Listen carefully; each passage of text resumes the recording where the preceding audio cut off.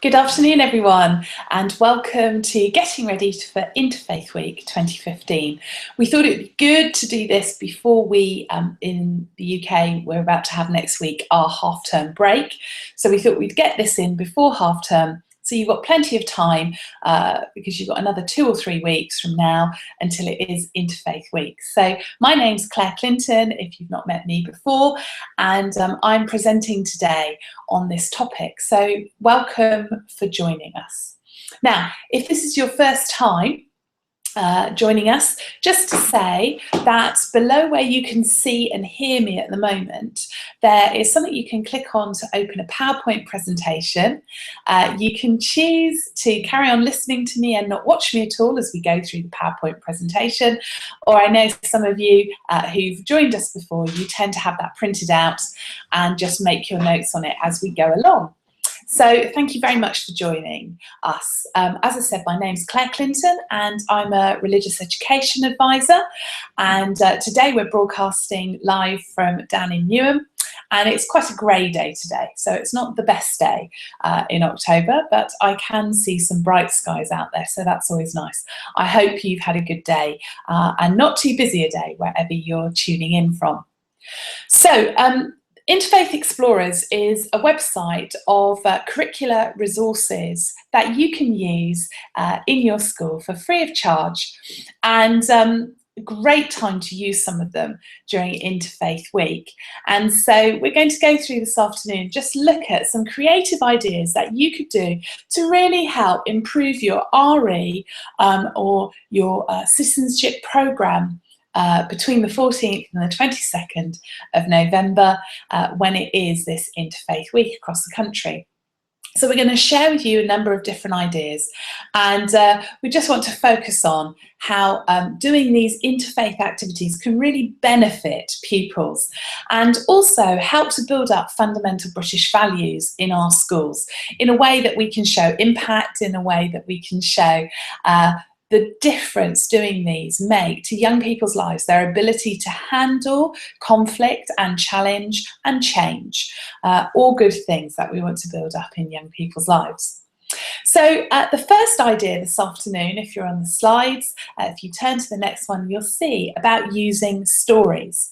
Now, in every tradition, culture, there are many shared stories. And the great thing about stories, when they have a history to them and they're a few years old, is it means they're memorable stories. That's why they've lasted. And particularly when we go back over 1,000 years, stories that have lasted from that time or longer, which have been told through an oral tradition, it means that there's something really meaningful in that story, because that's why it was retold and remembered and retold and remembered and so on. So using stories in your RE or your citizenship programs can really help children into some shared human values that are important to all of us, whether we are religious or not, because they help us to think about some shared values. And this is a really good thing to be doing in Interfaith Week, looking at those shared values and that shared humanity. So often with religious stories particularly, or even if you take something like Aesop's fables, there is a meaning at the end of the story, and often it's quite explicit in religious stories or in something like Aesop's fables, in parables and fables. It's really important as the teacher giving this story that we hold back on these meanings. So we just stop before we give those meanings. That's so that it's a much more powerful experience when children and young people for themselves begin to wonder and think and speculate what this hidden meaning in a story might be. You can always tell them later what the hidden meaning story is for the person who's written it or the person who's telling it. But actually, often these stories work on many different levels. So whether we're telling the story to a 3-year-old, a 7-year-old, or a 14-year-old, they will often understand different meanings from the story, because a good story operates on all these different levels. A bit like if you think about some of the Disney or Pixar films, there's always something in there for the adults that maybe the children don't get, but there's stuff in there for the children. So it operates on different levels. And these shared stories, these remembered stories, are very similar to that. It also allows children to learn from one another's heritage and one another's culture.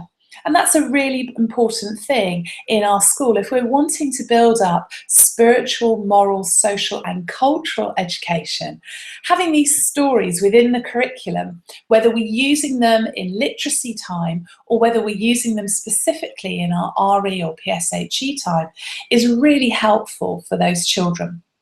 So on the website for Interfaith Explorers, on the PowerPoint, I've just picked out 4 stories that they give you, ready to be told in your classroom.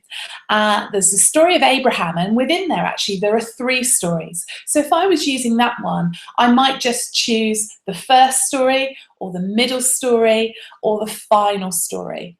But I probably wouldn't do all 3 if I'm trying to get children to speculate about a hidden meaning. And each of those operate really well. There's also the story of the rabbi and the cow. That story, I think you would tell all the way through. You could do it as 2 separate stories if you wanted to. Then we've got the Good Samaritan, which is one story, and the famous donkey story, which also operates as one story. Remember, don't tell the meaning. The meaning is on that story on the website, so hold that back. But first of all, read that story in the most animated way that you can. And a good storyteller captures children through repetition. So you might have a phrase that you say in a certain way that comes at the beginning, in the middle, and the end of the story. Or you might have a certain tone that you use at certain points. But that sort of building up of something that's familiar helps the children really to engage in the story. And obviously, if you're upping and lowering the tone of your voice, that you're not reading things on a monotone, it's much more interesting and engaging for the children. So after I've read that story, say we take the story of the Good Samaritan, after I've read that story, I would ask children in pairs to think about, what's the hidden meaning in this story? What's this story trying to teach us? And if you're working with children in reception, they might talk about kindness. If you're working with children at upper key stage 2, they might talk about that we should help, or that we should stop, we should never be too busy. And what I tend to do is I tend to display all those different things that the children are feeding back and really encourage them with it, and really encourage them to find as many different secret meanings, hidden meanings in that story. Then after that, I would ask the children back in their pairs to choose which they think their most favourite meaning is. So all these meanings are there, but which one do they think is the most important? At this point, I might then share the actual meaning of the story to the people who wrote it, or the tradition that it comes from. And they might want to add that to their list of meanings. Then I'd ask them to think about a question they could ask that would be one that could make us all think about this hidden meaning for today. So for instance, if they've said it's about helping people, then we would get them to think about a question they could ask that would challenge us about helping people. So why are we sometimes too busy to help? What stops us from stopping to help? Questions like that. So they're a universal question. So we're taking it from a religious story, but we're moving it into a question that's applicable to people whether they're religious or not. And it's making us think. And what it's doing is it's building up these shared values and helping children to have that interfaith experience where they hear from others what they think. Maybe they talk about the hidden meaning is about not walking by. And you might have a question that asks, should we always help a stranger? Because actually sometimes there might be times where it's not good for children to help a stranger. And we're going to unpack some of those things. and who is a stranger and what counts as a stranger. So we're building up their ability and their resilience to think about these life situations. And as they hear about what different religions would do in situations, which you as the teacher, if those are not sat in your classroom, you're going to bring into the classroom, those voices. Whereas if you've got a classroom that has many of those different religious voices, obviously you can just encourage the children to share. So there's one activity that you could do from the 15th of November to start doing something for Interfaith Week. Use a story, get children to think about the hidden meaning, think of a universal question that you could then discuss. And maybe children could create some artwork out of the back of that for their thoughts about whether you should stop and help people, what stops us from being too busy. And that could give you a display item that you could use from the children's work. Well, another idea of what you could do in Interfaith Week. Well, we've got many festivals happening in November and coming up in December. It's quite a busy time in terms of world religion. And I've just put you 6 festivals up on the next PowerPoint slide. Obviously, you could choose from more. There are Buddhist ones that I've not put up there. There are all sorts of festivals.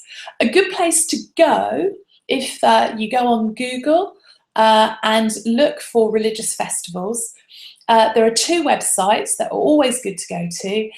There's RE Online, and that has a religious festival, and there's also the SHAP calendar, SHAP.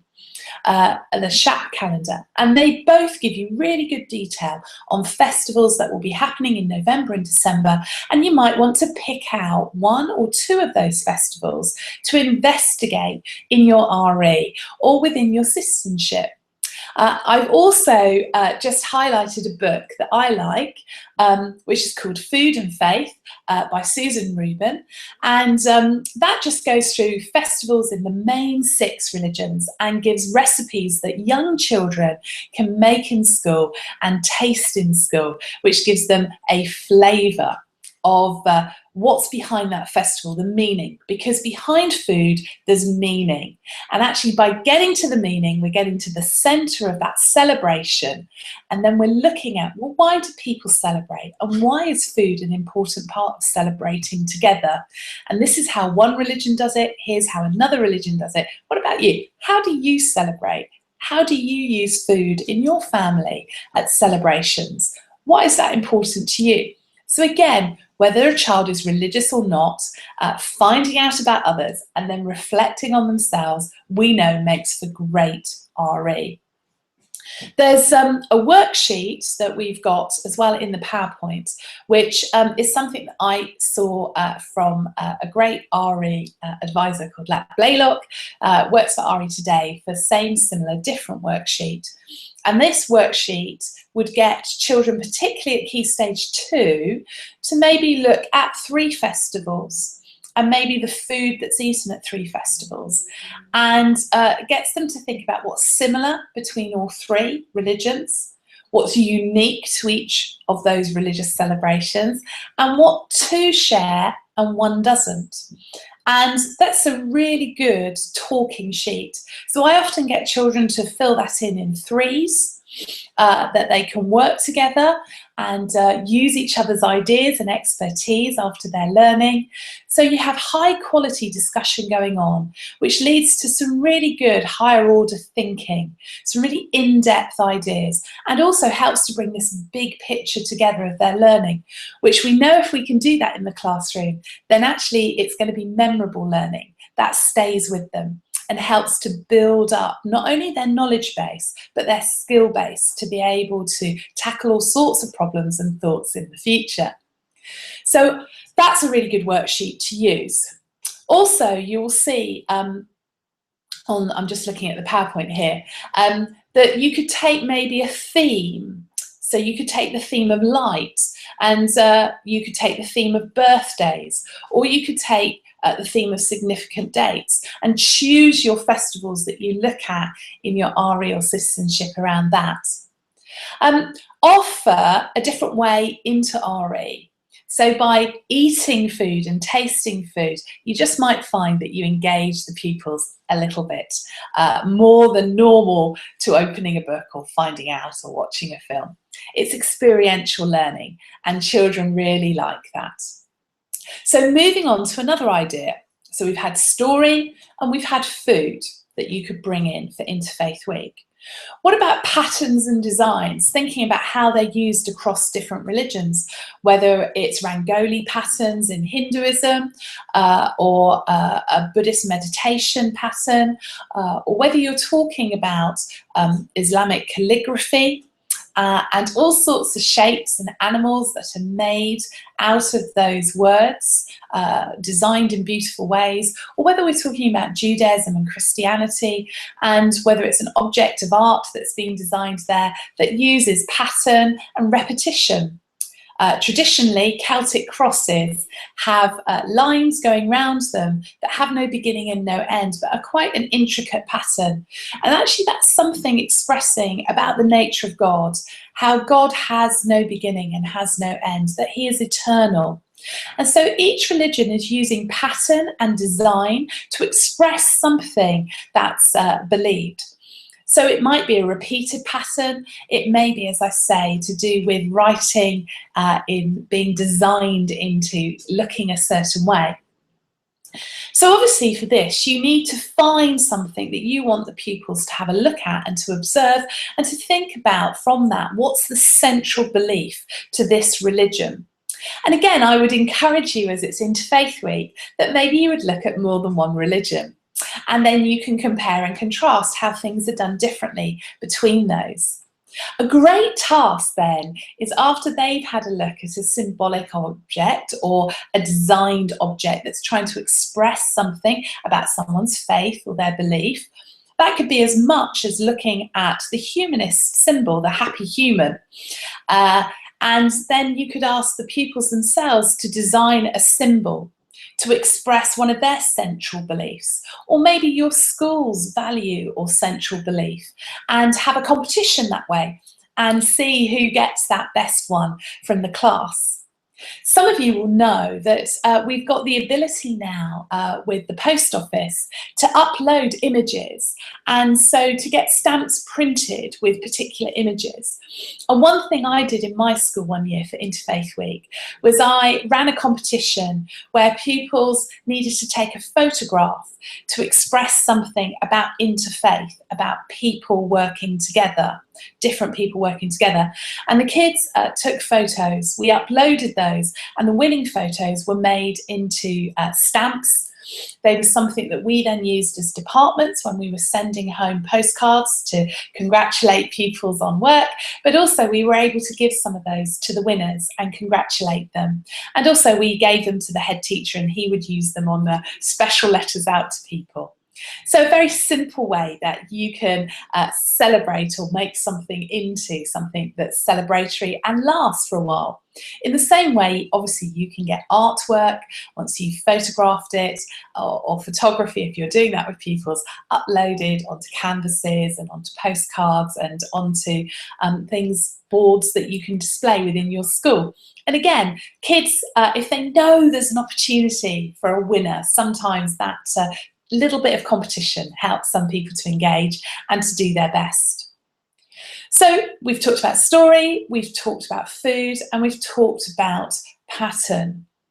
Maybe from that, you could also think of pupils designing something to represent Interfaith Week. I'm just going to show you here, I printed it out earlier. This is the Interfaith Week flyer that you can download from their website. There's details for this on the PowerPoint, but you can see here the design of these circles that are slightly different colours overlapping one another, and that's the symbol for Interfaith Week. Could the children make a symbol for Interfaith Week? You can show them that one to start off. Or what about a shared worship place or a shared space between two religions or secular worldviews? That's a great activity for pupils. So moving on from that about pattern and design, another idea of something you could do at your school to celebrate Interfaith Week is, what about some philosophical thinking? We've touched on it a little bit with the stories and the questionings, but you could use something like a playful ponder. Ask pupils if they prefer one option from another. And actually what you could do for Interfaith Week, you could get 5 playful ponders and you could send that out to all the staff, and all the staff start every day during Interfaith Week with a playful ponder. You've only got to think up 5 or find 5 from the internet, or maybe work out 5 with some pupils in your class. So for instance, you could ask them the question, would they choose to have a day where they can spend £1,000 on anything they like, or a day where everybody in the class or everybody in the school gets on with one another? Now, depending on your school and depending on the age of the children, depends on whether you need to say £10 or £1,000 or £10,000 or £1 million to get the balance right between these options. So be creative with that. But something that gets them thinking, would they rather this or that? One that I've seen a few times up in classrooms is, would you rather be a happy dog or an unhappy human? Which would it be? How do you know that you're not dreaming today? So questions that make us think. And you ask pupils to share their thoughts, or if you're giving them a choice between 2 things, to stand on one side of the room or the other and justify their opinion. So again, we're building up these interfaith skills of listening, reasoning, and explaining. And it's always good to see if anybody wants to change sides, because sometimes people do. And often there's some people who are in the middle and they're not sure which to choose. And as they listen to other people's choosing, they come up with what they think. Well, something else you could do within philosophy, in your RE or in your citizenship, is using a concept line. And for those of you looking at the PowerPoint, you'll see you literally tape a line in the classroom, and you can do this as a whole class, or in secondary I tend to do this in groups around tables. And so I might put my masking tape line down the middle of a table, and you give pupils a selection of cards around things. So for Interfaith Week, we could say more peaceful or less peaceful. And you give them a selection of words or images, and you ask them, where on the line do these things go? So for instance, people working together, more peaceful, less peaceful. So most children will have that up this end.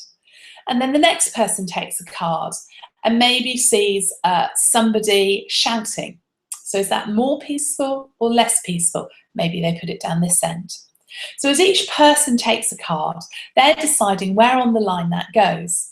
Now, they're allowed to move the other cards as long as they can give a good reason for doing so. No cards are allowed to overlap one another or be next to one another. They have to be on the line. So you have to rank things and think about things. And as a teacher, you just need to select some images that are more peaceful, less peaceful, and maybe some things in the middle, so that you're creating that line for your pupils. So why do this activity with them? Well, it helps them to think through a concept. So if one of the concepts you want them to think about is peace, then doing a concept line on peace is great. Maybe you don't want to do that as your theme for Interfaith Week. Maybe you want to look at another idea. What's more religious, less religious?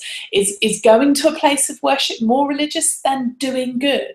Is it doing or believing or going? Which is the most important? And a concept line allows pupils with others in community to unpack those ideas and think about what it means. Have a go at a concept line if you've never done one. They're fantastic, and you'll be really fascinated with the children's justification.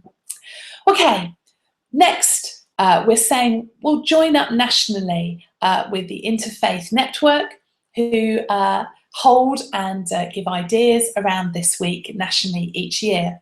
So you could download their poster and have a few of those up around the school.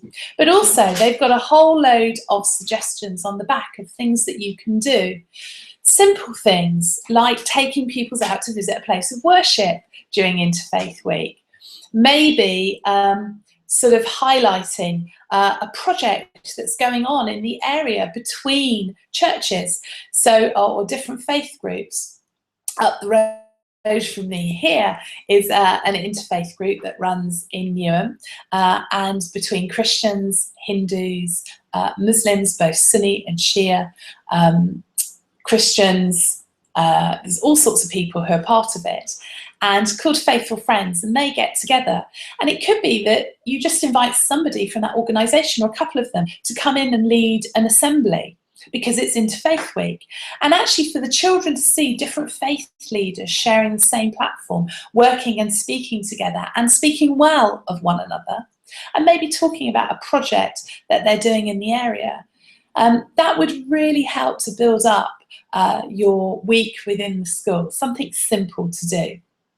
If you're not sure about where to go to find out about what religions you've got around you and how to get in contact with those faith leaders, then if you can find somebody like me in your area, an RE advisor, that's really helpful, and they will tend to be able to point you in the direction for contacts and people. If you can't find an RE advisor, then I suggest you go to SACRE, which is SACRE. Every local authority has to have one. There will be a chair, and within the local authority there's usually a clerk who looks after SACRE. Send them an email and again, ask for what you're looking for. Do that this week or next week, and I'm sure they will want to encourage you and come back to you to help you build up some interfaith work within your school. So there's lots of different ideas on that flyer that you could download.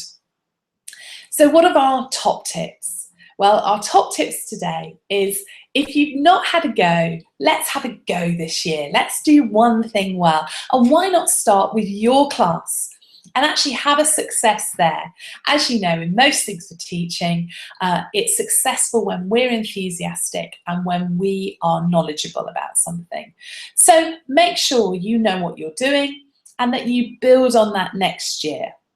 Have some clear outcomes for your activities. So no, not just what you're doing, but what you want to get out of it in the end. So what the impact of what you're going to do is. That really helps for the school in terms of Ofsted and thinking about how we're building up these skills of tolerance and mutual respect, which are really important within fundamental British values. And all these activities that I've spoken about and the activities that are mentioned on the Interfaith Network's flyer for the week, all are building up tolerance and mutual respect. So making a really important contribution into your school. Now, for something to show its impact, you might need a discussion with pupils before you do the activity and then a discussion afterwards, because that then shows the impact of what you've done. So for instance, children may not know a lot about different faiths or religions. They might not know about things that are shared. And sometimes they can have quite fearful views. Maybe that comes from just not knowing something and not being familiar with something. But sometimes it can also come from misinformation that they've received outside of school about something. And therefore, to pick up those things before you do something and then show through what you've done how that impacts the children's lives and changes lives and helps them to listen and understand and build up those skills of tolerance and mutual respect. That will go down really, really well with Ofsted. Any impact evidence goes down well. And think about how you can share what you're doing. And that might be that you make sure that you write something for a newsletter, maybe something on your website, flagging up that you're going to be doing some stuff through Interfaith Week. It may be that you talk and think about the assemblies that are going on during that week, and even the sharing item that maybe a class is doing on Friday morning assembly, that you make sure that that has a link to religion. And could you invite local faith leaders in? If you run a competition, maybe one of those could come in and present the prizes. It's always exciting for children to have visitors into school. Okay, so just to recap, we've talked you through some things that are on the Interfaith Explorers website. So those are things you can pick up and use during this Interfaith Week. They're all there ready for you to have a go with. Also, we're flagging up to you that there are other things out in Interfaith Week, places of worship, faith leaders, and also to think outside of RE and citizenship, to think about whether you use something in literacy, whether you're going to use something in collective worship, and also that you want to be able to share what you're doing. So whether you're doing something very small, just with your class, or whether you're going to do something across the whole school, we hope that your time goes well, and we'll be really interested to know what you've done. And you can email us in and let us know what you've done for Interfaith Week. With joining up nationally, you'll find that they're very interested as well. The Interfaith Network are interested to find out what your school will be doing or what your school managed to do. So I'm just going to ask to my wonderful assistant who's out of sight whether there are any questions for today. And we have got a question. So what happens if challenging views and beliefs are expressed by pupils during Interfaith Week activities? That's probably going to happen. It usually does happen. I think it's important that pupils can express views, but also that we know how to handle those. And it depends what they're expressing and to what extreme they're expressing it as to what we need to do with that. Sometimes it's enough for us as a teacher to rephrase something that they're saying so that we give the children the language in which to express something. Sometimes it's good to articulate, yes, I've heard that some people believe that or some people say that, but let's bring some facts into it. And I always think when you go to the actual facts, that often dispels some of those thoughts and reasons because they're not very logical. And so by using facts, so for instance, if somebody was to say, and this is a true one from back in history, that at the time of Emperor Nero, in the 1st century, there was a rumour that you didn't go near the Christians because they ate babies. Now, I think this probably flowed from something around communion and eating the body and blood of Jesus, that somehow that's construed into Christians are cannibals and don't let your babies near them.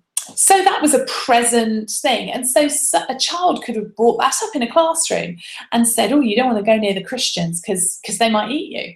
And especially if you're a baby, you can't run away. So you've got to protect them. Well, actually, to look at the facts around that is important. That's the only way ignorance and rumour are dispelled. So I always think it's important to go to the facts. So if we say all, whoever it is, are doing something, we have to ask the question, really, is it everybody? Because usually it's not. It might just be one person or a small faction. And so we want to emphasise what everybody else says. Also, there's no problem to say, actually, now's not the time for that. We'll come back to that later, and that gives you a bit of time to think about how to handle it. Maybe go and talk to one of your leaders or your manager just to think through how to handle that, but also to go and research some facts around that and go and ask some questions about that. The last thing is that what you don't want is you don't want such an environment that children can never express views, even if they are challenging and wrong. Because actually, unless they get them out, we can never help them to analyse them and think about them and for change to happen. So often, you modelling the right language will work. Secondly, if that doesn't work, bring in some challenge around that. And thirdly, you can always shut it down, go and talk to somebody else about your concerns, your worries, and take their advice as to what your next step would be.